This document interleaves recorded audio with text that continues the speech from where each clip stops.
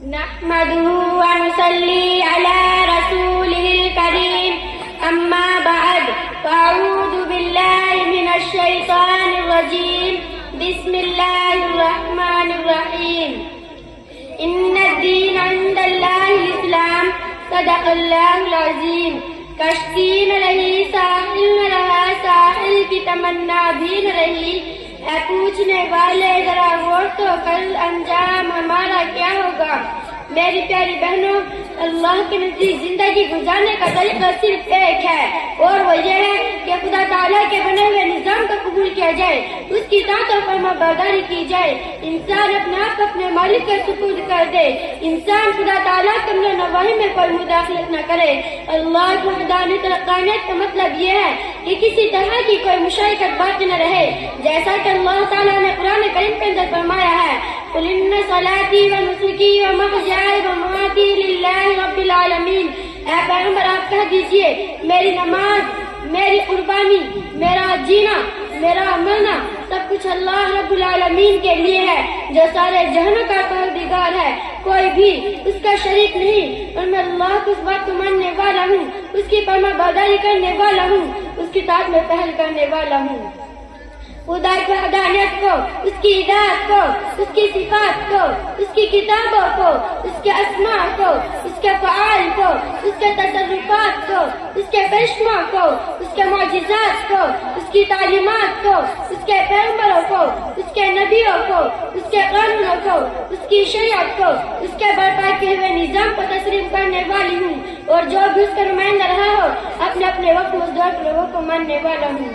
عزیزان محترم، اس دور کے لوگوں کو ماننا کبھی حضرت آدم علیہ السلام کو، کبھی نوح علیہ السلام کو، کبھی ابراہیم علیہ السلام کو، کبھی صالح علیہ السلام کو، کبھی لوط علیہ السلام کو، کبھی شعیب علیہ السلام کو، کبھی موسیٰ علیہ السلام کو، کبھی عیسیٰ علیہ السلام کو، کبھی خاتم النبیین حضرت محمد مصطفیٰ صلی اللہ علیہ وسلم کو، اور ان کے بعد ان کے صحابہ کو، تابعین کو، مصلحین کو، محدثین کو، فقہاء کو، دین کے نمائندوں کو، حق کا اظہار کرنے والوں کو، ائمہ مجتہدین کو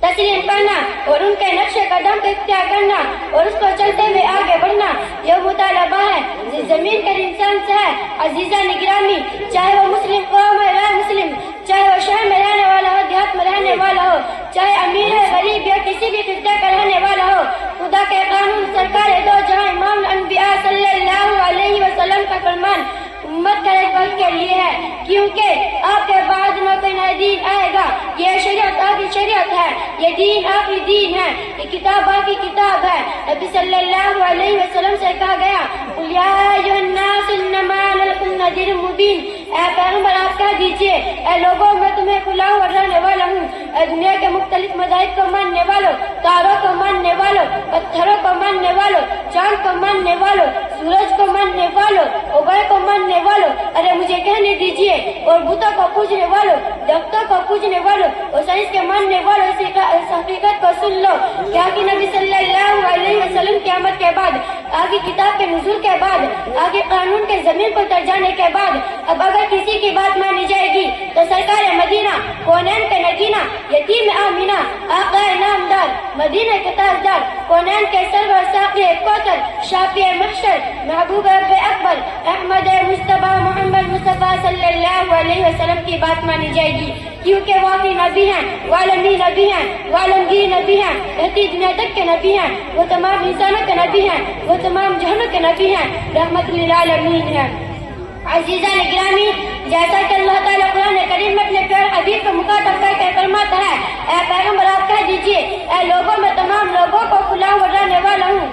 میں اللہ کی طرف سے بھیجا گیا ہوں، مجھے سب سے بات کرنی ہے، مجھے سب تک بات پہنچانی ہے. اللہ کا کی پیغام ہے، اللہ کی کتاب ہے. اللہ تعالیٰ قرآن کریم میں فرماتا ہے ان ھذا القرآن یہدی للتی ہی اقوم. یہ کتاب ہدایت ہے جیسے راستے کی رہنمائی کرنے کے لیے آئی ہے، اور مومنوں کو خوشخبری دے دیجیے وہ لوگ جو نیک اعمال کرتے ہیں ان کے لیے بڑا اجر ہے.